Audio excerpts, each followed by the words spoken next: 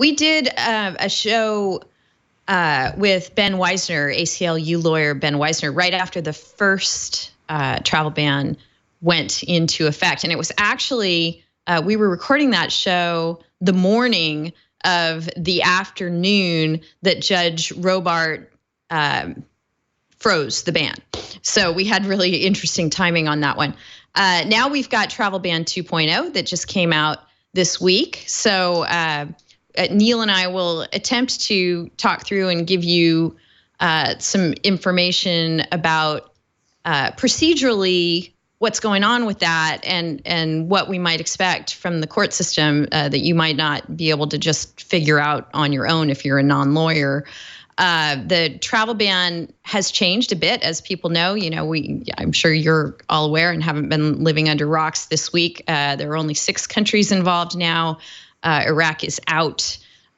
Visas and green cards, for folks that hold them, that problematic issue seems to have been solved. They will be allowed to freely travel under their existing permissions to do so.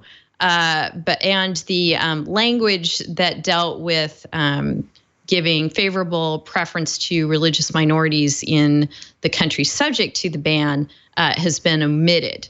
And that's just in a nutshell. I'm sure there are many other more fine-grained differences we could enumerate and that you can look up for yourselves. But what we're concerned with here at the show is how much this looks like the last one to the court system and what's going to happen next and whether the same thing is going to happen. And it looks like, at least several states are going to take a shot at making that so. I saw Bob Ferguson, the Attorney General for the state of Washington, interviewed yesterday, and he said something really interesting that hadn't occurred to me, and that is that the state of Washington is going to argue very soon, I think, before the same judge that issued the temporary restraining order that froze the first travel ban, that the first travel ban should apply to this next one, that it hasn't changed enough to require a new order. What do you think about that one, Neel? So I thought that was super interesting because it was it was basically kind of saying, look, this is just a nominal red line of the original travel ban. It'll be interesting to see how that plays out. I tried to get a little bit better understanding of what was kind of the legal framework that allowed them to kind of say, it isn't really different. It kind of felt like a contempt proceeding almost, normally when a court issues an order and someone says you're not complying with the order, you seek to enforce the order or you try and get a contempt filing. It wasn't quite that. So procedurally, it seemed a little peculiar to me, to be honest. But I can also understand the desire to not have to file a new lawsuit and kind of set everyone's hair on fire all over again over this. It'll be interesting to see how that plays out as compared to the Hawaii lawsuit. Seems to me like it's kind of risky that it gives them a way to be attacked, an additional way to be attacked if they just go in and say, new order, same as old order, new TRO, not necessary. Seems like further up the chain, which this will certainly go, as the last one did, that just gives them another way to possibly have it undone if they can get another freeze put in place. But we'll just have to see how that one plays out and what they argue and whether, the first order of business will be to see if the state of Washington, they've been joined by Minnesota and I forget who else, but there are other states who are throwing in with the state of Washington here. The state of Hawaii seems to be ready to go it on its own and see what its trial court wants to make of the new travel ban order. So procedurally, we may have this proceeding on 2 different tracks. Both of those would go up to the Ninth Circuit, which was the federal court of appeals that had the final say the last time around. And it only had the final say because the administration decided to take another shot at drafting an order that would stick this time. The state of Washington intends to, at least I gleaned this from the interview I saw with their state attorney general, it intends to make the same kinds of arguments that there are businesses such as Amazon and Expedia who got involved in backing the previous attack, and their state institutions like their universities are not going to be able to hire and are going to be financially harmed by their failure to be able to hire the talent that they need if these regulations go into place. I suspect that Hawaii will make that argument as well. So this is sort of how the tech industry comes into this. It is in a unique situation among industries in our country, in that it has a long-standing history of hiring from abroad and bringing in very highly qualified, highly educated people to fill jobs that it maybe could fill from within the ranks in the United States, but that's just not how they've opted to do business. Instead, they've opted to build in this immigration piece to their business model. That they're that's just how they do things. They bring in a lot of people from abroad, temporarily, sometimes more permanently, in other instances, to fill these highly skilled jobs. What do you think of that piece of the argument here, Neel? Well, when I listen to the Ninth Circuit argument on the Washington state, and actually there's another interesting thing in Hawaii, but in the Washington state, they were really also focused on the fact that there were students who were from some of these affected countries that wouldn't pay tuition. And I definitely, and that's what they're really focused on, which is a much more direct and tangible harm. I think once you start getting to the little more abstract, like we're reliant on immigrants in our community to have the employees that we want, it starts feeling like it delves more into a political question.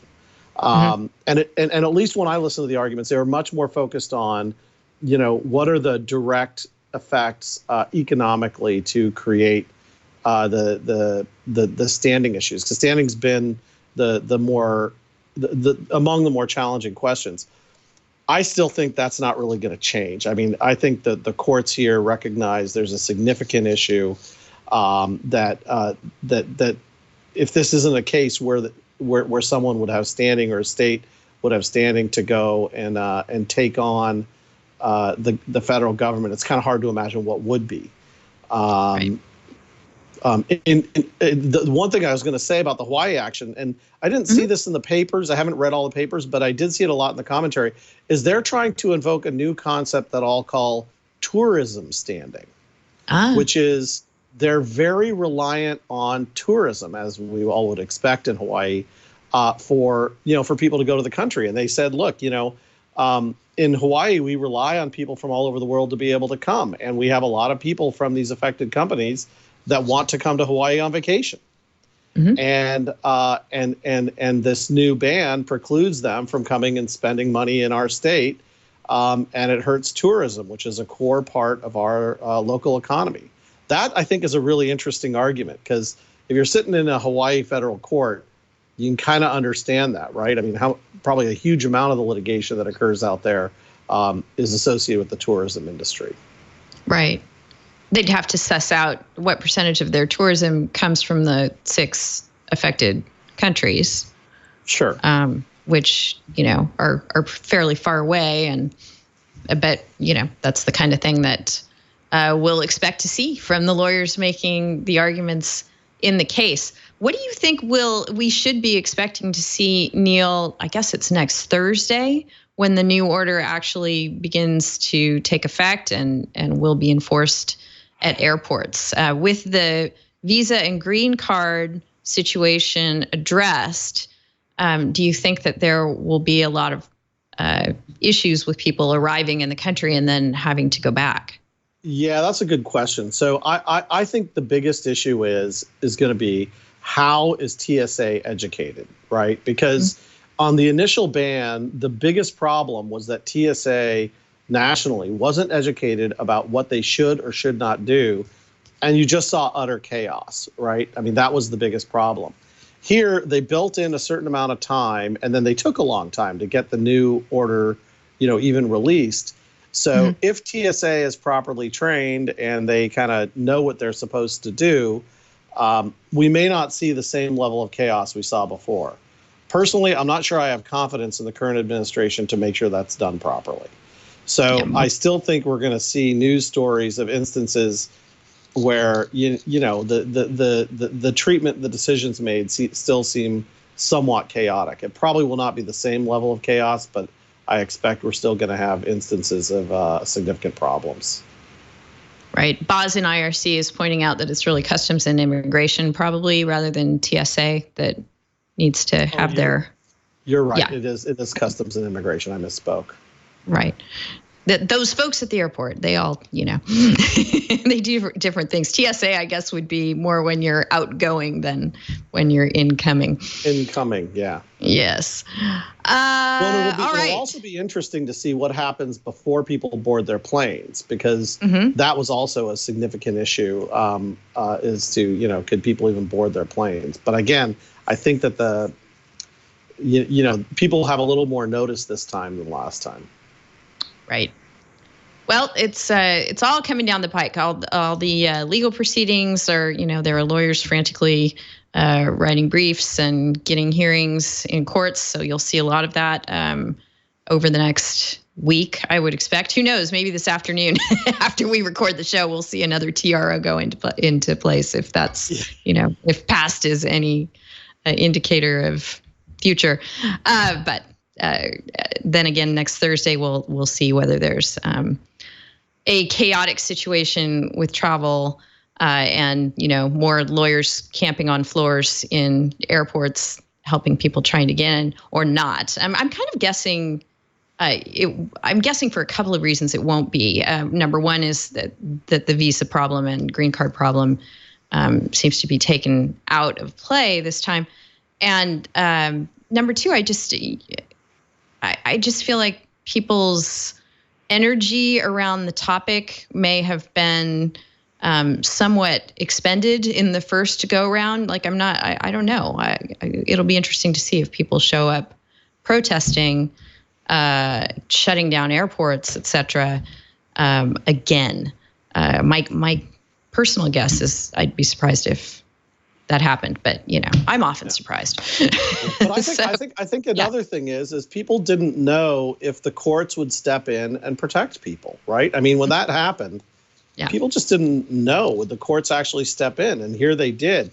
When the courts step in and protect people on constitutional violations and the like, when people have that confidence, I think they might be like, okay, I don't need to be at the airport trying to help any person that's trying to get into the country because. We now have this 10-day window to try and deal with some of these issues. Right.